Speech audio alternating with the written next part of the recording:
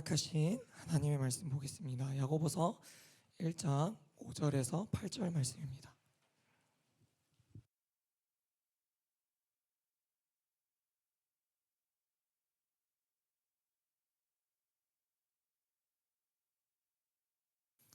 야고보서 1장 5절에서 8절입니다.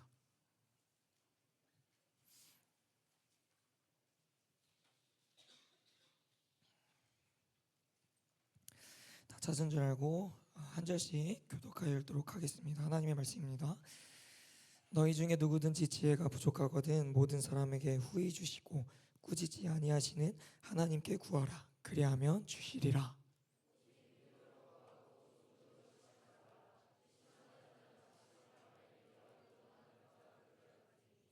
이런 사람은 무엇이든지 주께 얻기를 생각하지 말라. 아멘. 할렐루야. 오늘 말씀 제목 읽어보겠습니다. 시작. 구애도 받지 못하는 이유입니다. 오늘도 여러분들에게 말씀이 들리는 은혜와 깨닫는 은혜가 진심으로 부어지기를 주님 이름으로 축복합니다. 우리가 지지난주 2주 전이었죠. 2주 전에 새롭게 이제 야고보서 말씀을 보기 시작했습니다. 그래서 첫 주에 우리가 어떤 키워드 하나를 꼽자면 인내라는 키워드를 우리가 뽑을 수 있을 것 같습니다.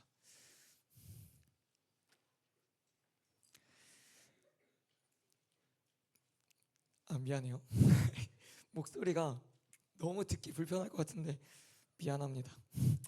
우리의 삶 속에는 여러분 수많은 유혹과 시험이 찾아온다고 했습니다. 그리고 그것들이 우리를 괴롭게 하기도 하고 또 때로는 주저앉아서 낙심하게 만들기도 한다고 했습니다. 그러나 야고보가 우리에게 이야기했던 게 무엇이었습니까? 그러한 시간들을 통과할 때 비로소 인내라는 열매를 얻게 된다고 우리에게 위로해 주셨습니다. 여러분, 인내라는 것은 목사님이 그런 표현을 했었잖아요. 단순히 무식하게 참는 것이 아니라 우리가 하나님의 약속의 말씀을 믿고 기다리는 것이 인내다라고 했습니다. 여러분 동의하십니까? 저와 여러분들의 신앙생활 가운데 이런 인내가 반드시 부어지기를 축복합니다.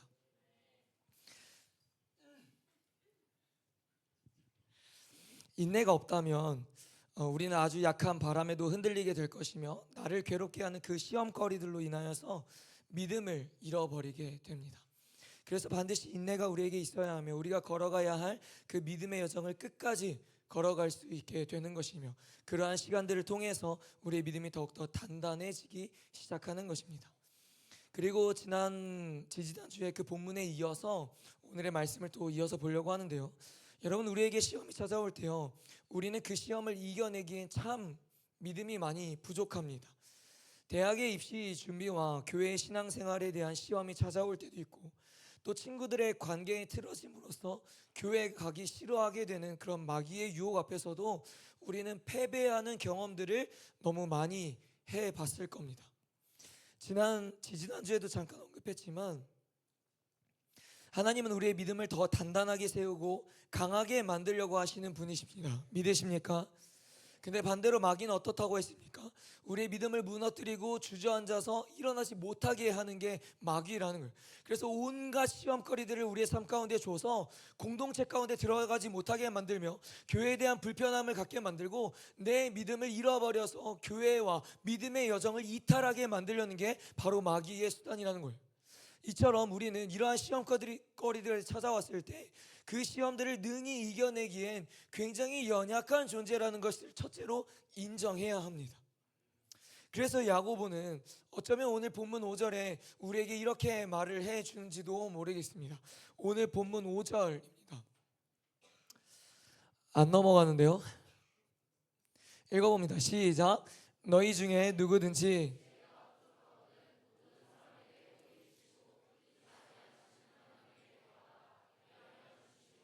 아멘. 여러분, 우리에게 그 시험을 능히 이겨낼 지혜가 부족하거든 사도 야고보가 우리에게 가르쳐주는 방법이 무엇입니까? 하나님께 지혜를 구하라 라는 겁니다. 사실 우리의 힘으로 할 수 있는 것들이 얼마나 됩니까? 여러분, 반드시 기억하십시오. 아침에 눈을 뜨는 것조차도 하나님이 허락하지 않으면요 불가능한 일입니다. 아멘이세요? 그러니 나를 괴롭게 만들고 나를 힘들게 만드는 시험 앞에서 혼자 할 수 있다라는 그 끙끙 앓지 말고 하나님께 구하라는 거예요. 하나님께. 주님, 이 상황에 제가 어떻게 하면 될까요? 주님, 제가 무엇을 하면 될지 주님 말씀 좀 해주십시오. 주님, 제가 무엇을 택해야 과연 하나님의 뜻입니까? 여러분, 이러한 지혜를 하나님께 구하라는 거예요. 하나님께. 인간은 유한하나 우리 하나님은 무한하신 하나님이십니다. 할렐루야. 인간은 선한 것이 없으나 우리 하나님은 선하신 하나님이십니다. 인간은 지혜가 부족하나 우리 하나님은 지혜 그 자체이신 분이십니다. 그분의 지혜는 제한이 없는 겁니다. 그래서 우리는 지혜이신 하나님에게 영적 지혜를 구해야 한다라는 거죠. 그래야 우리가 그 시험거리에서도 기꺼이 이겨낼 수 있다라는 것을 사도 야고보가 말해주는 거예요. 우리가 하나님 앞에 이러한 영적 지혜를 구하는 것은요, 단순히 그 상황을 모면하기 위함만이 아닙니다. 여러분, 그 상황을 이겨냄과 더불어서 그 시험을 통해서 하나님께서 나에게 말씀하시고자 하는 그분의 뜻을 발견하고 영적인 유익함을 얻기 위함이라는 겁니다. 이해가 되세요? 여러분, 우리가 어떠한 상황이 찾아왔을 때, 어려운 유혹과 시험거리가 찾아왔을 때요, 단순히 우리가 하나님께 기도하는 것은 그 상황만 모면하고 싶어서가 아니라고요. 하나님께서 그 상황을 해결해 주시는 하나님이시니까 라고만 여러분 우리가 제안해서는 안 된다고요. 더 넓게는 그 시험을 통해서 주님께서 내게 무엇을 말씀하시는 걸까? 내가 이 상황 속에서 무엇을 하기를 바라시는 걸까? 그 영적인 깨달음을 얻기를 위해서 우리가 하나님 앞에 지혜를 구해야 된다라는 걸. 그 지혜를 깨달은 자는 찾아오는 시험거리를 통하여서도 그렇게 고백할 수 있는 거죠. 아, 하나님이 지금 이 시험거리를 통해서 내게 인내함을 배우라고 하시는 거구나. 아, 하나님이 지금 이 시험거리를 통해서 저 사람을 더 사랑하라고, 저 사람을 더 용서하라고 하시는 거구나.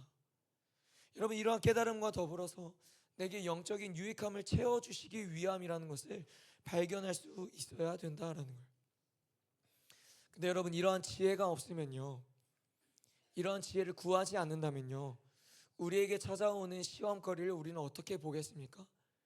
그냥 문제 그 자체로만 보는 겁니다. 하나님은 보이지 않고 그 상황만 자꾸 눈에 들여오기 시작하는 거예요. 마귀가 그 일을 통해서 나의 믿음을 무너뜨리고 나의 신앙을 무너뜨리고 나의 지체들과의 그 관계를 깨뜨리려고 하는 것을 전혀 알지 못한 채 자꾸 나는 그 문제만 보고 그 상황만 보고 그 사람만 본다라는 거예요. 그러니 여러분, 지혜를 구해야 되는 거예요. 사랑하는 여러분, 부디 영적인 지혜가 부어지기를 축복합니다. 저와 여러분들에게 찾아오는 수많은 시험 앞에서, 수많은 관계의 어려움 앞에서, 수많은 무너짐 앞에서 지금 이것이 나에게 어떤 영향을 주고 있으며 과연 내 믿음은 지금 어디로 향해서 걸어가고 있는가를 여러분 반드시 볼 수 있어야 돼요. 하나님이 과연 이것을 기뻐하실지 생각해 보아야 하며, 마귀가 지금 내 믿음을 무너뜨리려고 하는 건 아닌가라는 것을 알아차려야 한다고. 그래서 우리가 하나님 앞에 지혜를 구해야만 한다라는 거죠. 왜요? 우리에겐 그런 지혜가 없으니까요. 본문 5절을 보면 하나님은 이러한 표현을 하고 계시지 않습니까? 모든 사람에게 후히 주시고 꾸짖지 아니하시는 하나님께 구하라. 여러분, 여기서 두 가지의 포인트를 이야기를 하죠. 사도 야고보가. 첫째는 무엇입니까? 후히 주신다. 후히 주신다. 이 후히 주신다라는 것을 어떠한 의미가 담겨져 있냐면 너그럽게, 무조건, 기꺼이 라는 의미가 담겨져 있어요. 다시 말해, 너그럽게, 무조건, 기꺼이 주신다라는 거예요. 누가요? 하나님께서. 하나님께 구한다면 그분께서 우리에게 반드시 주신다라는 겁니다. 할렐루야. 근데 여러분, 이게요 단순히 야고보만의 주장이 아니라니까요. 여러분, 이미 예수님께서도 수없이 얘기하시지 않았습니까? 마태복음 7장 7절이 대표적이잖아요. 구하라 그리하면 너희에게 주신다 하시잖아요. 요한복음 14장 13절에서도 이야기하잖아요. 너희가 내 이름으로 무엇을 구하든지 내가 행하겠다라고 말씀하시지 않습니까? 예수님께서 이미 그렇게 말씀하셨다니까요, 여러분. 그러니까 사도 야고보가 계속해서 반복해서 이야기를 하는 거예요. 구하라고. 너네가 구하지 않으니까 지혜가 없는 거고, 구하지 않으니까 그런 시험거리에서 이겨내지 못하는 거다. 그러니 여러분, 이 가운데서 우리가 반드시 기억해야 할 것이 하나 있습니다. 하나님은 우리의 기도를 들으시고 우리가 구하는 것을 주시는 분이십니다. 근데요 내가 원하고 바라는 것만 주시지 않는다라는 것을 여러분 기억하셔야 돼요. 무슨 말인지 이해가 되시죠? 내가 원하고 바라는 것만 주셔야만 응답이 아니라는 거예요. 우린 너무 그렇게 착각을 해요. 하나님, 저 A라는 것 요구했으니까요, A라는 것 주셔야 돼요. 근데 하나님이 우리에게 B라는 것을 주실 때가 있죠. 그럼 우리는 어떻게 생각합니까? 하나님이 내 기도를 안 들어주셔요. 목사님, 제가 기도해봤는데요, 응답이 없던데요. 제가 기도해봤는데요, 상황이 더 안 좋아지던데요, 안 나아지던데요, 안 바뀌던데요. 그렇죠. 우린 무지하고 하나님 앞에 그런 지혜를 구하지 않고 내 이기적인 욕망만 구하니까 그렇죠. 주님, 저 A라는 대학 가야 되거든요. 그러니까 무조건 A라는 대학 합격해 주셔야 돼요. 그래야지 주님 살아계신 거예요. 그래야지 주님 응답하시는 겁니다. 그래야 제 기도 들어주시는 거예요. 우리가 그것을 하나님이 내게 주신 가장 선한 응답이라고 생각하지 않아서가 문제가 되는 거지, 하나님은 늘 우리에게 가장 선한 것을 주시는 하나님이신 줄로 믿습니다. 두 번째 포인트는 무엇입니까? 꾸짖지 아니하신다라는 거예요. 하나님은 자신의 연약함을 인정하고 그 시험거리를 이겨내기 위해서 하나님께 영적 지혜를 구하는 자들에게 절대 꾸짖지 아니하시는 분이라는 겁니다. 여러분, 기도할 때도요, 그런 사람들 있죠. 자기 욕심대로 구하는 사람, 자기가 바라는 대로 되기를 구하는 사람, 그렇게 기도하는 사람들이 있어요. 그러한 자들은요, 기도를 해도 하나님이 응답하지 않으십니다. 응답하셔도요, 절대 응답을 깨우칠 수가 없어요. 이기적인 욕망으로부터 나오는 간구를 들어줄 이유가 무엇이 있겠습니까? 하나님을 위해서가 아니라 철저히 자신을 위해서 기도하는데 그걸 들어줄 이유가 무엇이 있겠냐라는 거예요. 하지만 반대로 하나님의 뜻을 발견하기 위해서 몸부림치고 내가 잘 못하더라도, 내가 대단하게 보여지는 달란트가 없더라도, 세상 사람들에게 인정받지 못하더라도 자신의 부족함을, 자신의 연약함을 인정하고 하나님 앞에 그것을 가지고 나아가서 주님, 저 좀 도와주십시오, 주님 저 좀 써주십시오, 그렇게 구하는 기도는 하나님께서 당연히 기쁘게 들으시고 그 기도에 응답하시는 하나님이신 줄로 믿습니다. 여러분, 교회를 오래 다녔고 안 다녔고가 중요한 게 아니라니까요. 훈련을 많이 받았고 안 받았고가 중요한 문제가 아니라니까요. 여러분들의 봉사와 섬김을 많이 했고 안 했고가 중요한 문제가 아니라는 거예요. 정말 하나님 앞에서 말씀대로 잘 살아내기 위한 마음이 있냐가 더 중요하다라는 거예요. 하나님은 그러한 자들을 결코 외면하시거나 책망하시는 분이 아니라는 거죠. 이해가 되십니까? 그러니 여러분, 언제든지 여러분들의 부족함, 연약함, 죄 있는 모습을 인정하고 주님 앞에 엎드리라는 거예요. 주님께서 그러한 자들을 꾸짖지 아니하신다라는 겁니다. 할렐루야. 잠 깨라, 잠. 지금까지 내용을 정리해보자면, 여러분, 우리에게 찾아오는 수많은 시험거리 앞에서 우린 연약하고 흠이 많은 존재이기에 때마다 영적인 지혜를 주님 앞에 구할 수 있는 자들이 되어야 됩니다.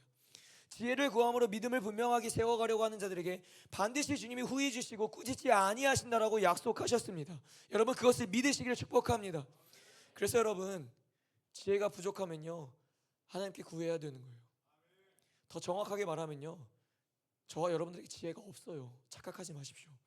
그러니 날마다 주님 앞에 엎드려 지혜를 구해야 하는 것입니다. 우리에게 어려움과 시험거리들이 찾아올 때 흔히 여러분 쉽게 나타나는 모습이 어떤 모습이 있습니까? 저와 여러분들에게 가장 먼저 사람을 찾아가죠. 사람을 찾아가서 지혜를 구합니다. 당신이라면 어떻게 하겠습니까? 친구야, 너라면 어떻게 할래? 여러분, 근데요, 인간의 지혜는 유한하다니까요. 그리고 여러분 알잖아요.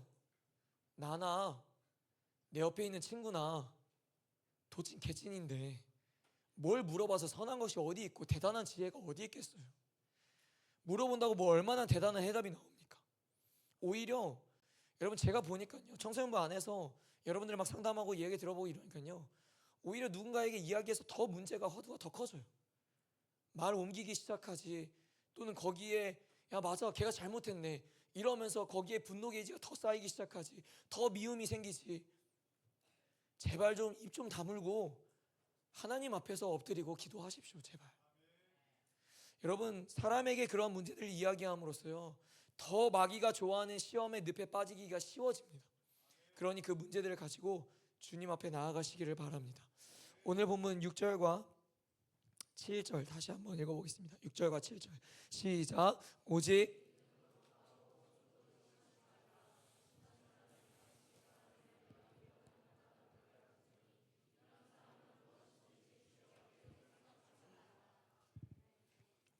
6절과 7절 다시 읽습니다. 시작.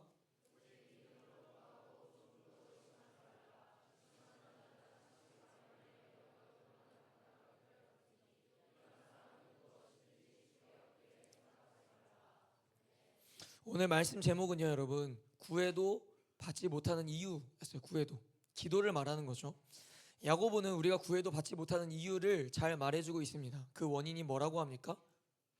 방금 읽었던 본문 뭐라 그래요? 의심이라고 이야기를 하죠. 의심. 여러분, 기도의 가장 필수 요소는요, 믿음이에요. 믿음.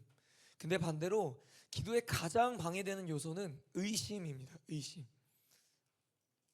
이런 거죠. 만약 내가 가장 친한 친구에게 고민을 털어놨어요. 가장 친한 친구에게 믿으니까. 동시에 이야기를 다 털어놓고 나서 등을 돌리고선 이렇게 얘기하는 거예요. 아, 나 그 친구 못 믿겠어 라고. 진짜 친한 친구 관계가 유지될 수 있을까요? 진짜 서로를 신뢰하고 믿음의 관계를 유지할 수 있을까요? 없어요. 자녀가 아빠를 믿는다고 하면서 아빠를 따라가지 않고 의심한다면요, 그건 아빠를 진짜 믿는 게 아닌 거죠. 여러분, 마태복음 17장을 보면 알 텐데, 어떤 한 사람이 자신의 아들에게 귀신이 들렸다고 막 예수님에게 찾아갑니다. 근데 그 사람이 말하기를 자신이 예수님의 제자들에게도 자신의 아들을 데리고 가봤다라고 하는 거예요. 근데 주님, 제자들에게 데려갔는데 제자들도 못 고치던데요 라고 이야기하는 거예요. 그러니까 주님이 그 아들을 고쳐줘요. 그리고 제자들이 묻습니다. 주님, 왜 우리는 주님처럼 귀신을 쫓아내지 못하는 겁니까? 라고 물어요. 그때 주님이 이렇게 말씀하시는데요, 마태복음 17장 20절입니다. 읽어봅니다. 시작. 이르시되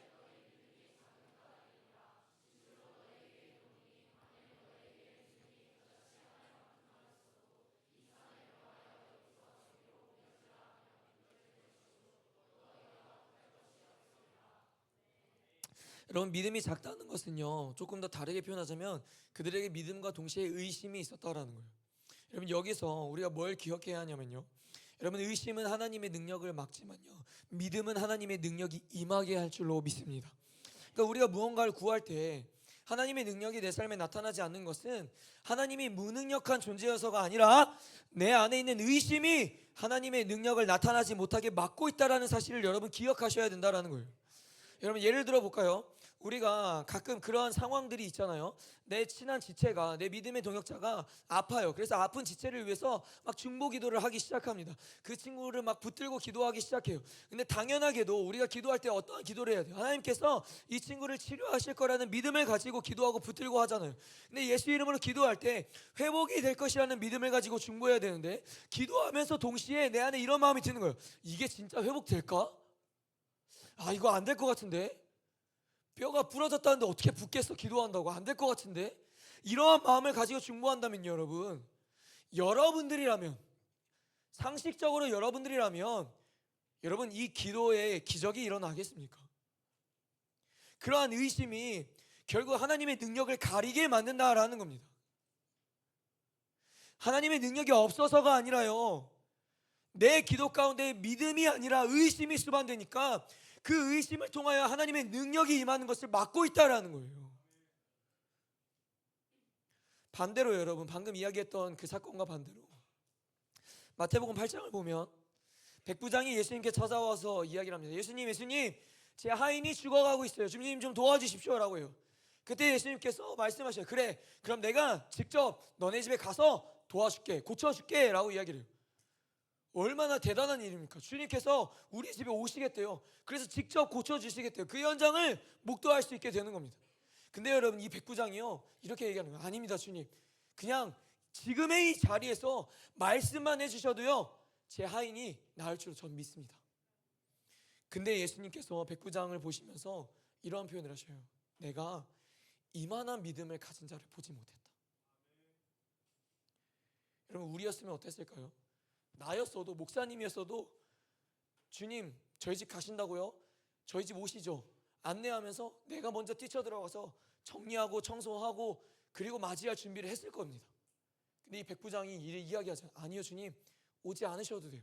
주님 서 계신 그 자리에서요, 그냥 말씀만 해주셔도요, 제 하인이 나을 겁니다. 여러분 백부장의 하인이 나았을까요? 안 나았을까요? 당연히 나았습니다. 당연히. 보세요 여러분, 의심은 하나님의 능력을 막게 하지만 반대로 믿음은 하나님의 능력이 내 삶 가운데 임하게 만듭니다. 사랑하는 여러분, 백부장과 같은 믿음이 저와 여러분들에게 부어지기를 축복합니다. 오늘 본문을 보면 분명하게 기록하고 있듯이 의심하는 자는 무엇을 구하든지 주께 얻기를 생각하지 말래요. 되게 단호하게 사도 야고보가 이야기를 합니다. 너네가 무엇을 구하든지 너 만약 의심한다면 얻을 생각조차 하지 마. 여러분, 저와 여러분들의 기도 가운데 믿음이 아니라 의심이 심겨져 있다면요, 구해도 받지 못한다는 것을 아셔야 합니다. 야고보가 6절에 이런 표현을 하잖아요. 의심하는 자는 마치 바람에 밀려 요동하는 바다 물결 같으니. 여러분, 의심하는 사람이 뭐와 같다고 합니까? 바람에 따라서 움직이는 파도와 같다라고 이야기를 해요. 여러분, 의심이 있다는 것이, 그리고 이 표현이 어떤 의미입니까? 확신이 없다는 것이기에 방향을 잃어버리게 된다는 거예요. 영적인 방향을 잃어버린다는 거예요. 여러분, 의심의 바람이 내 안에 불기 시작하면요, 여러분, 우리의 신앙은요, 우리의 믿음은요, 방향을 잃어버려서 엉뚱한 곳으로 향하게 됩니다. 그런 거 경험해 본 적 없으십니까?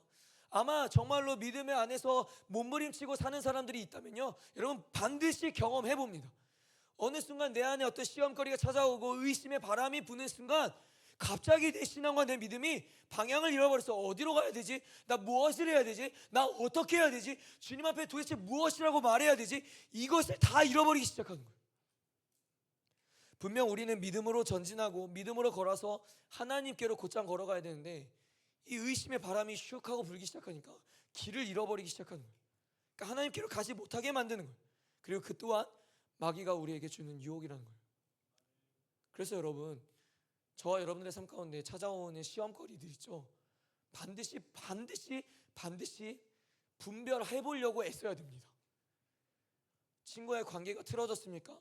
그래서 여러분, 그 시간을 통해서 여러분들의 지금 믿음이, 여러분들의 신앙의 방향이 어디로 향하고 있는지를 보라니까요. 여러분, 내가 원하는 성적이 나오지 않아서, 내가 원하는 학교에 입학하지 못해서 여러분 그 결과를 마주했을 때 여러분들의 믿음과 여러분들의 신앙과 여러분들의 방향이 어디로 향하고 있는지 봐야 된다니까요. 마귀는요, 그러한 시간을 통해서 철저히 방향을 틀게 만들어요. 방향을 하나님께로 가지 못하게 만든다고요. 믿음의 여정을 이탈하게 만들고 하나님 앞에 걸어가지 못하게 만들고 여러분들의 믿음 안에서 더 늪으로 깊게 빠져서 다시 일어서지 못하게 만든다고요. 그 시험거리 앞에서 대면했을 때 여러분 분별할 수 있어야 됩니다. 부디 영적인 분별력이 여러분 부어지기를 축복합니다. 그래서 우리는 기도할 때 여러분, 정말로 이게 될까라는 의심을 버리고 내가 기도할 때 하나님이 하신다라는 믿음으로 기도해야 됩니다. 그때 그 믿음대로 되는 것입니다. 그때 그 믿음대로 구할 때 하나님이 일하시는 것입니다. 그러니 여러분, 우리가요, 우리 공동체 안에서 나라를 위해서 기도할 때도 많잖아요. 그리고 또 한국교회를 위해서 기도할 때도 있고, 월화수 중보기도도 그렇고, 리버스 기도할 때도 그러니까 다음 세대를 위해서 기도할 때도 여러분, 될까의 의심이 아니라 우리가 기도할 때 하나님이 역사하시고 일하신다라는 믿음으로 기도해야 되는 겁니다. 그 믿음 없이 기도하는 것은 정말 중언부언과 같은 것이라고 저는 생각합니다. 아무 능력이 나타나지 않는 겁니다. 마지막 8절을 읽어볼까요? 마지막 8절 시작. 두 마음을 품어. 아멘. 여기서 야고보가 말하는 두 마음은 무엇을 말하는 걸까요? 두 마음. 두 마음을 너희가 품었을 때 모든 일에 정함이 없다라고 이야기를 해요. 여러분, 여기서 말하는 이 두 마음은요, 하나님과 세상을 말하는 겁니다. 하나님과 뭘 말한다고요? 설찬우? 세상. 하나님과 세상을 말합니다. 즉 하나님을 믿으면서도 동시에 세상을 붙잡는 상태가 되는 거예요.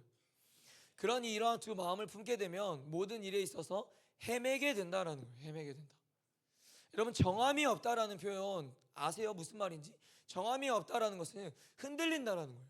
방향이 없다라는 거예요. 기준이 없다라는 말입니다. 뭐 했을 때요? 두 마음을 품었을 때.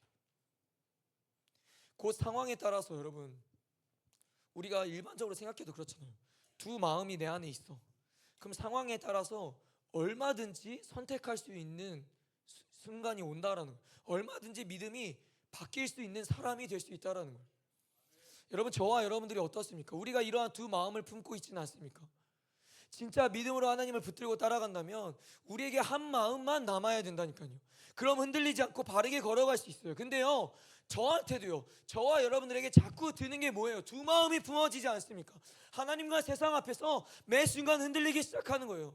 그러니까 무엇을 선택해야 될지, 분명히 이것을 선택하면 내게 이것이 희생이 따를 건데, 분명히 이것을 선택한다면 내가 이것을 포기해야 되는데, 내가 어디로 가야 할지 방향을 잃어버리고 기준 없는 삶을 살아가게 된다니까요. 뭐 했을 때요? 두 마음을 품었을 때요. 하나님을 믿고 싶으면서도 동시에 세상의 기준을 따라서 성공하고 싶은 거예요. 기도하면서도 결국 내 마음대로 결정하는 겁니다. 여러분, 이게 저와 여러분들의 모습 아니에요? 기도는 정말 열심히 하는데 선택의 기로에 앞에 섰을 때 내가 하고 싶은 대로 해요. 그냥 뭐가 내게 더 유익하지? 내게 뭐가 더 이익이지? 그렇게 하나님과 세상을 두 마음에 품는다는 것을 다르게 표현하자면 그게 믿음과 의심 둘 다 공존하는 마음을 말하는 겁니다. 그 믿음과 의심이 여러분 공존해서는 안 된다는 거예요. 두 마음을 품어서는 안 된다는 겁니다. 하물며 여러분, 우리가 연인 간의 관계를 예를 들어서 그렇잖아요. 만약 내가 두 사람을 좋아한다면 여러분 언제든지 그 마음이 상황에 따라서 한쪽으로 치우칠 수 있는 거예요. 마찬가지로 하나님과 세상이라는 두 주인을 품게 된다면요, 믿음과 의심이라는 두 마음을 품게 된다면요, 언제든지 상황에 따라서 한쪽을 버리고 한쪽을 따를 수 있게 되는 여지를 남겨둔다라는 거죠. 그리고 그것은 곧 믿음과 의심이기에 이 또한 얼마든지 의심으로 인해서 믿음을 버릴 수 있게 된다는 거예요. 그만큼 두 마음을 품는다는 것이 여러분 영적으로 굉장히 불안한 상태라는 거예요. 위험한 상태라는 겁니다. 다른 한쪽을 선택할 수 있다는 여지를 여러분 제거해야 합니다. 사랑하는 여러분, 우리 주님은요, 저와 여러분들에게 원하시는 그 믿음이요, 반쪽짜리 믿음이 아닙니다. 전적인 믿음, 전적인 신뢰, 전적인 의지함을 바라시는 분이 우리 하나님이십니다. 근데 두 마음을 갖고 있다는 것은 하나님께 집중되고 있지 않다라는 증거예요. 두 마음을 가지고 있다는 것 자체가 이미 내 믿음이 반쪽짜리라는 증거입니다. 여러분 어떠세요? 저와 여러분들의 믿음은 반쪽짜리 믿음이 아니십니까? 야고보서를 쓰고 지금 우리에게 이 말씀을 전해주고 있는 야고보가 그러지 않았을까요? 지난번에도 말했듯이 그는 예수님의 형제였습니다. 그는 가장 예수님께 가까이 있었던 사람이에요. 예수님을 메시아로 온전히 믿지 못한 자였습니다. 이 사람이 분명 내 형인데 하나님이 보내신 메시아라고, 또 때로는 정말 메시아 같으면서도 또 때로는 메시아 같지가 않은 거야. 그러니까 이러한 믿음과 의심이 두 마음을 품었던 자가 바로 야고보였던 겁니다. 그러니 여러분, 야고보가 누구보다도 더 잘 아는 겁니다. 그래서 우리에게 말해주는 겁니다. 근데 두 마음을 품었던 그가 한 마음으로 정리가 되면서 오직 한 마음을 품게 되니 사도 야고보가 어떻게 됩니까? 그의 삶이 어떻게 돼요? 믿은 대로만 살기 시작하는 겁니다. 말씀대로만 걷기 시작하는 거예요. 과거에 두 마음을 품을 때는 이리 헤매고 저리 헤매고 갈 길을 잃었지만 이제는 그가 한 마음으로 정하고 나서는 헤매지 않고 믿음의 길로 끝까지 걸어가게 되는 겁니다. 그러니 그가 야고보서에서 가장 하고 싶은 말이 뭐였겠어요? 자기가 살아봤으니까 우리에게 하고 싶은 말, 믿음. 그 믿음대로 살아라. 믿음대로. 그래서 우리의 기도 가운데 반드시 오직 믿음으로 구하는 마음이 있어야 합니다. 그게 오늘 말씀을 통해서 주님께서 저와 여러분들에게 주시는 하나님의 말씀인 줄로 믿습니다. 말씀을 정리합니다. 여러분, 우리가 구해도 받지 못하는 이유가 무엇인지 깨달으셨습니까? 우리의 기도 가운데 의심이 들어오는 순간 우리가 구해도 받지 못하는 겁니다. 그래서 어쩌면 마태복음 21장 22절은 이렇게 말씀하시죠. 읽어봅니다. 시작. 너희가 기도할 때에 무엇이든지 믿고 구하는 것은 다 받으리라. 아멘. 여러분, 우리는 힘들고 어려운 순간이 찾아오면요, 하나님께 기도를 하게 됩니다. 근데요, 기도도 기도만 한다고 그냥 되는 문제가 아니라니까요.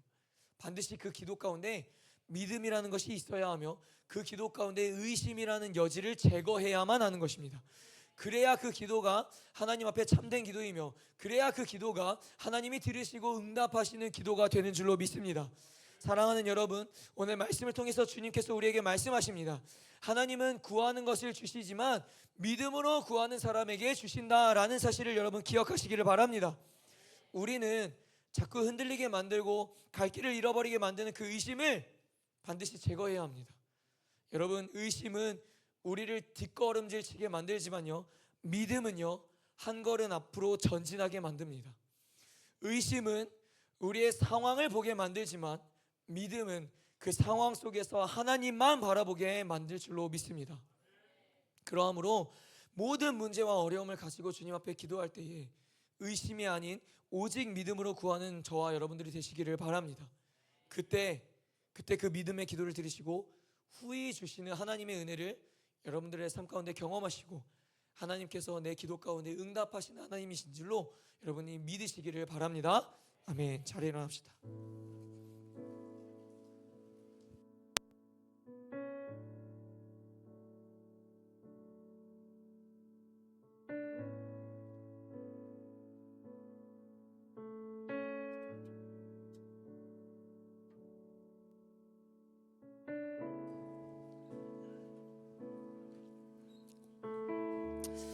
사랑하는 여러분,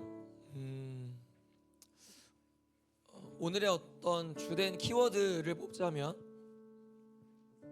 기도 그리고 믿음과 의심이라고 말할 수 있을 것 같습니다. 세 단어로 정리한다면 여러분, 우리라고 표현을 해도 되는지 모르겠습니다.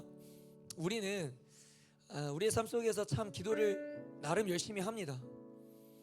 근데 때로는 저도 그렇거든요. 목사님도 때로는 기도만 해요. 그냥 그게 무슨 말이냐면 그냥 되게 말로만 기도하고 있다는 거예요. 저부터서가 어느 날에는 참 이 나라를 위해서 기도할 때 제 안에 막 큰 애통함도 사라질 때가 있어요. 되게 형식적으로 부르짖는 거죠. 주님, 이 나라 일으켜 주십시오. 회복해 하여 주십시오.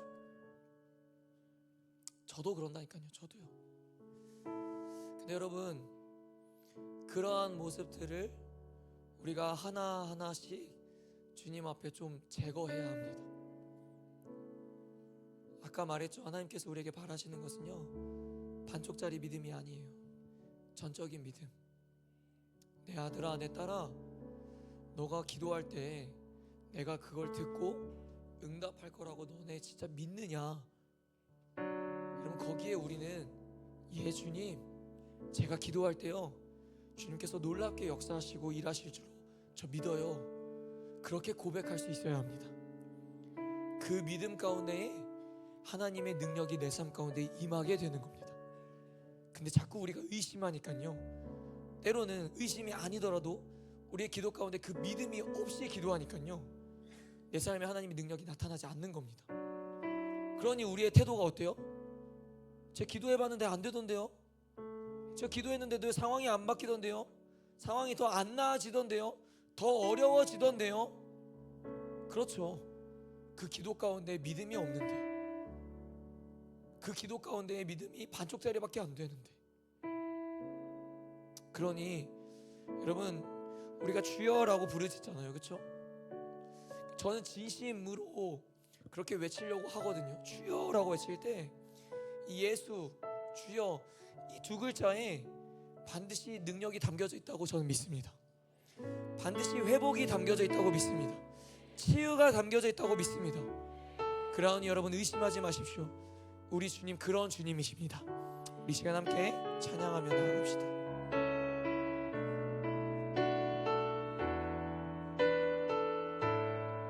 슬픈 마음 있는 자, 슬픈 마음 있는 자,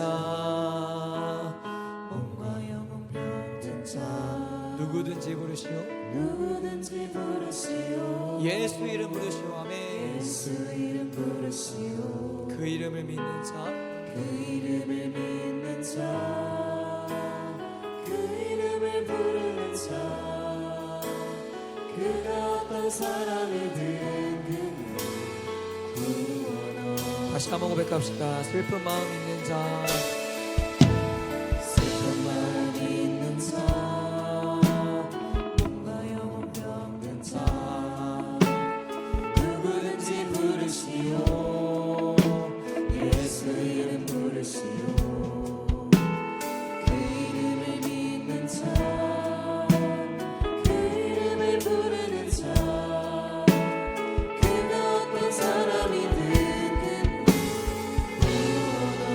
고백합시다. 예수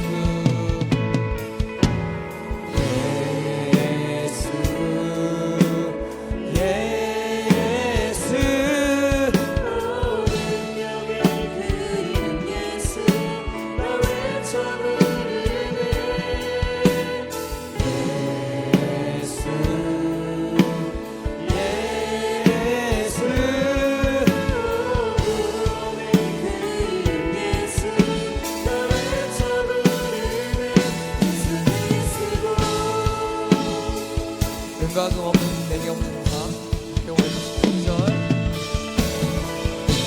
내게 없으나 나 가진 건 너에게 주니 능력의 이름 예수라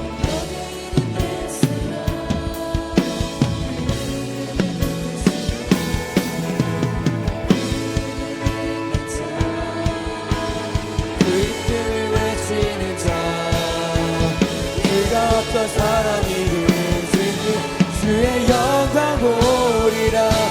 예수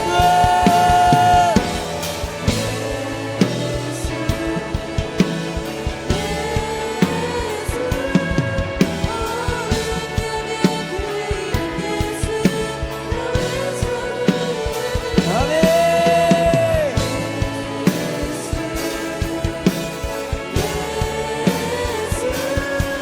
예수의 이름에 능력이 있음을 믿음으로 고백하십시오. 예수 아멘.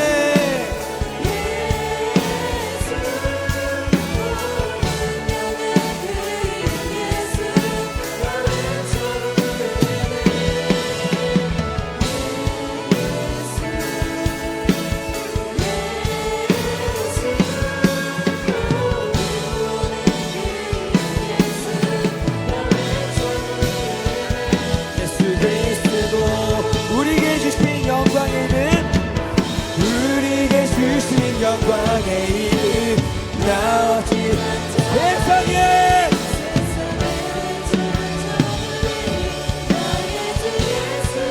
우리 한번 더 우리에게 주신 영광의 이름 세상에 크게 외쳐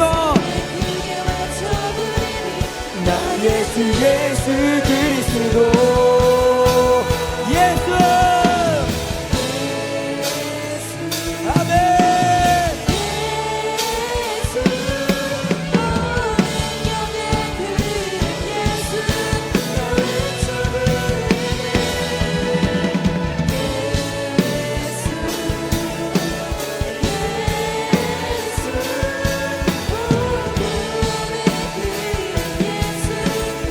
마지막으로 고백합시다.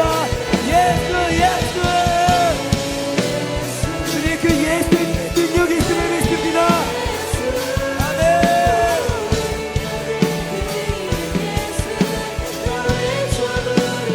예수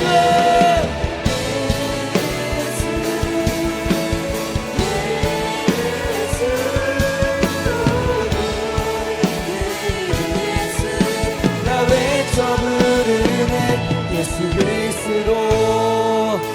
여러분 이 시간 기도할 때요 가장 먼저 제거할 것을 제거합시다. 그것은 의심입니다. 의심. 이 시간 내 안에 믿음을 더 자라게 못하게 그 막고 있는 의심의 영들이요 이 시간 나사렛 예수 이름으로 명하노니 떠나갈지어다. 깨끗하게 사라질지어다. 주님 이 시간 하나님께 더 나아가지 못하게 만들고 나를 의심하게 흔들려고 하는 그 의심의 영이 내 안에서 깨끗이 사라지게 하여 주시옵소서. 거짓된 의심을 이 시간 뿌리째 뽑아내게 하여 주시옵시고 이제는 두 마음을 품은 자가 아니라 오직 예수만 오직 믿음만 품은 자가 되게 하여 주시옵소서. 이 시간 내 안에 있는 거짓된 의심을 제거하게 해달라고 주여 삼창하고 기도합니다.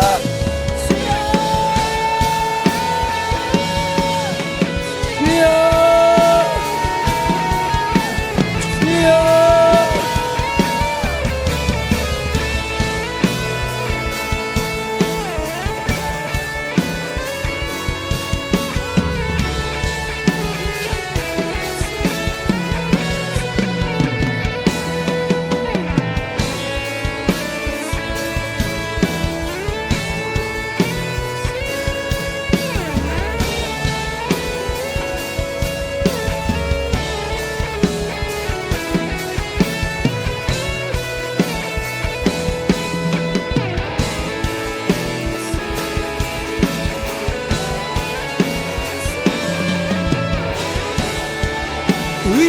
영이 뽑힐지어다.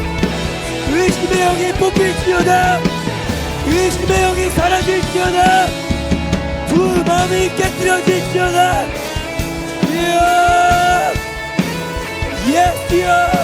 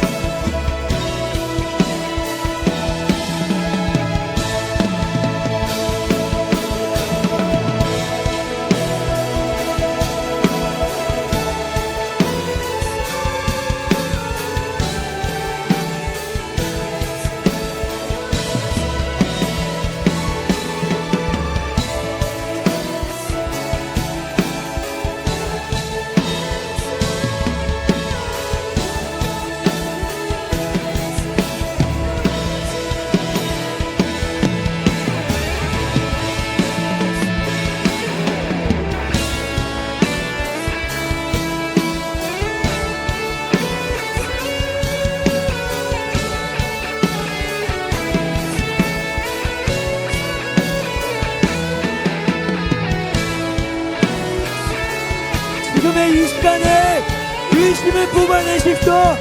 지금 이 시간에 의심을 제거하십시오. 의심을 뽑으십시오. 나의 믿음 없음을 연약함을 주님 앞에 고백합니다.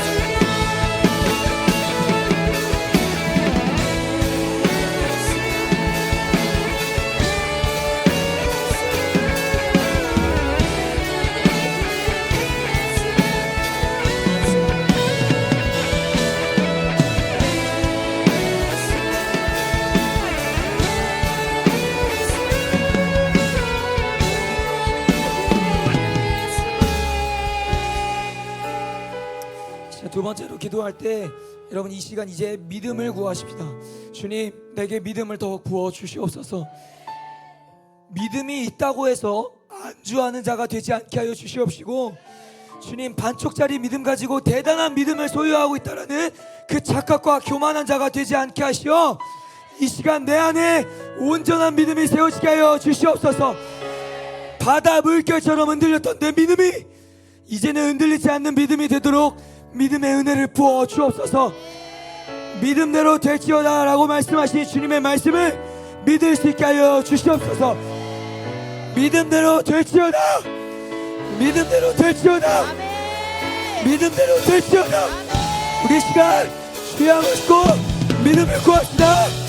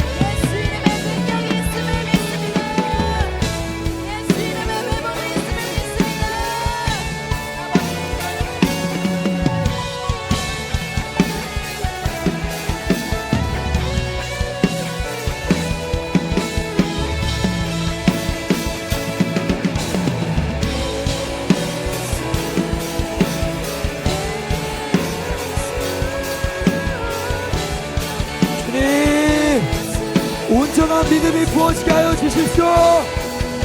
믿음대로 될지어다, 믿음대로 될지어다, 믿음대로 될지어다. 주님, 믿음 없는 부족한 자에게 믿음의 은혜를 부어 주십시오. 주여, 주여.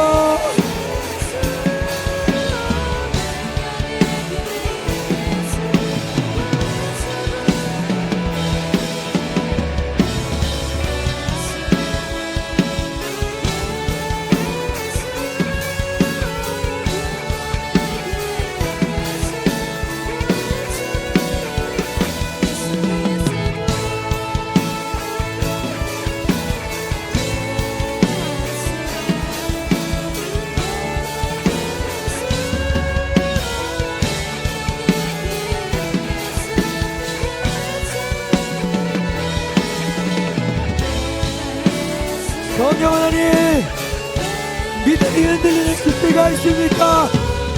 믿음이 무너진 지체가 있습니까? 주여, 이 시간 믿음을 부어 주시옵소서. 넘치게 부어 주시옵소서. 다시 일어날 수 있게 하여 주시옵소서. 주여,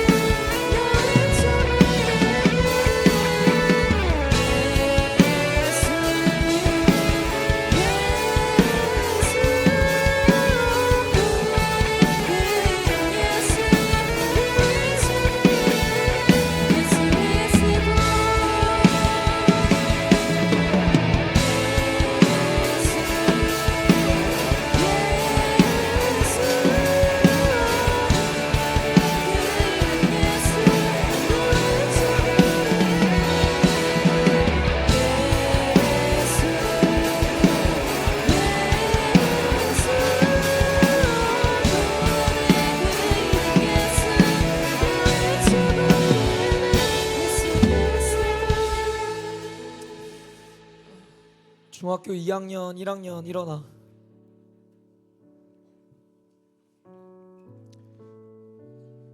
그런다고 믿음이 생기겠니?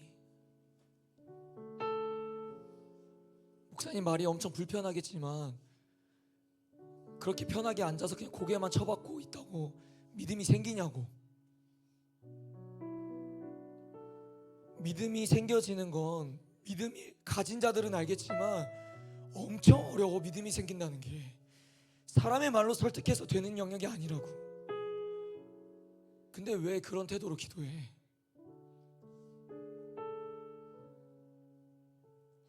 아깝지 않니? 아깝지 않아? 지금 이 시간이?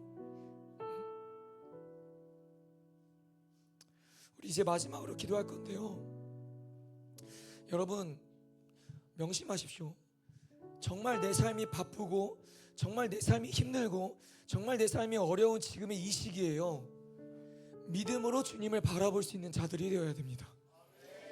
세상은 끊임없이 여러분들을 유혹하지 않습니까? 세상은 끊임없이 여러분들을 믿음의 여정에서 이탈하게 만들지 않아요? 더 좋은 거 줄 수 있다고, 내가 더 많은 거 줄 수 있다고, 내가 더 유익한 거 줄 수 있다고. 근데 여러분, 끝까지 믿음 안에서 살아가는 정말로 여러분들이 되시길 축복합니다. 우리 마지막으로 이렇게 기도합시다. 주님, 지금의 이 시기에 믿음으로만 주님을 바라볼 수 있는 자가 되게 하여 주시옵소서. 세상과 하나님을 동시에 같이 주목하는 자가 아니라 하나님만 주목하는 자가 되게 하여 주시옵시고, 세상의 기준대로 사는 자가 아니라 하나님의 약속의 말씀을 믿음으로 사는 자가 되게 하여 주시옵소서. 믿음을 소유한 자가 되어서 믿음대로 실천적인 삶을 살아냈던 그 믿음의 사람 야고보와 같은 자가 되게 하여 주시옵소서. 우리 마지막으로 주여 모시고 기도합니다. 주여.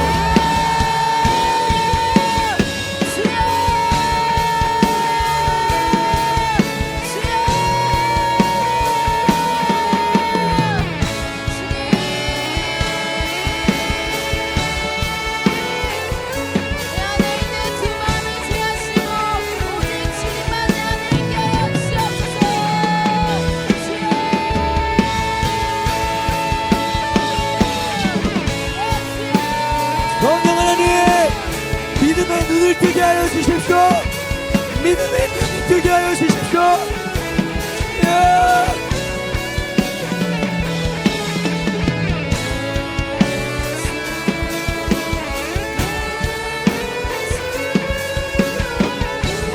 세상의 기준을 보지 마십시오. 주님을 보십시오. 말씀의 기준을 보십시오. 주님을 주목하십시오. 예수를 주목하십시오. 예수.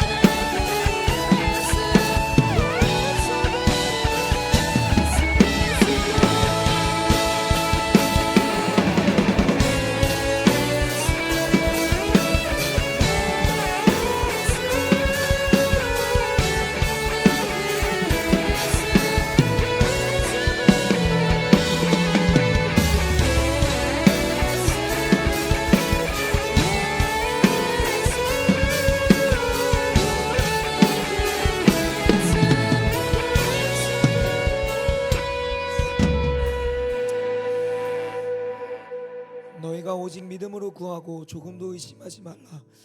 의심하는 자는 마치 바람에 밀려 요동하는 바닷물결 같으니 이런 사람은 무엇이든지 주께 얻기를 생각하지 말라. 아멘. 사랑과 은혜가 풍성하신 주님, 믿음이 부족한 우리를 불쌍히 여기시고 우리의 믿음 없는 모습을 용서하여 주시옵소서. 믿음이 아닌 의심을 가진 우리에게 아버지의 은혜를 베풀어 주시어 의심은 사라지고 믿음만 남게 하여 주시옵소서. 우리에게 찾아오는 수많은 유혹과 시험들 앞에서 인간인 우리는 유한하고 지혜가 부족하다는 것을 인정하고 주님 앞에 영적 지혜를 구할 때 우리에게 그 지혜를 후히 주시어 마귀의 전략에 넘어가지 않게 하여 주시고 믿음이 무너지지 않는 자들이 되게 하여 주시옵소서. 주님, 내 믿음은 지금 하나님 앞에 바로 서 있는지를 점검하게 하여 주시고 나의 믿음은 무엇 때문에 주저앉아 있는지를 깨닫게 하시고 다시 일어설 수 있도록 주님 도와주시옵소서. 지금도 우리를 일으키기 위해 먼저 내밀어 주신 그 손을 붙잡고 일어서게 하시어 믿음으로 살아가는 자가 되게 인도하여 주시옵소서. 주님, 기도를 하지 않는 교만함을 갖지 않게 하시고 기도를 하더라도 오늘 주신 말씀처럼 온전한 믿음으로 기도할 때 하나님의 능력이 내 삶 가운데 어떻게 역사하시고 일하시고 임하시는지를 경험하는 자들이 되게 하여 주옵소서. 그렇게 하나님의 살아계심을 부정할 수 없게 하여 주시고 주님, 앞으로의 나의 미래가요 걱정됩니다. 염려되고요 두렵습니다. 근데요 주님, 그럼에도 불구하고 하나님께서 하신 약속의 말씀을 믿음으로 기다리며 한 걸음 한 걸음 믿음으로 걸어갈 수 있는 내가 되게 하여 주시옵소서. 믿음으로 주님 앞에 나아갈 때에 주님, 믿음만큼 역사하여 주십시오. 믿음만큼 내 삶 가운데 일어나게 하여 주시옵소서. 그러니 주님, 온전히 믿게 하여 주시고 100% 믿게 하여 주셔서 하나님만 믿고 따라갈 때 주님께서 이 땅에서 얻어야 할 것들을 우리에게 어떻게 부어주시는지를 보게 하여 주시고 경험하게 하여 주시고 누리게 하여 주시옵소서. 그렇게 주님께서 우리의 기도 가운데 들으시고 응답하여 주실 줄 믿으며 예수님 이름으로 간절히 축복하며 기도를 옵나이다. 아멘. 우리 주님께 감사와 영광의 박수 올려드립시다.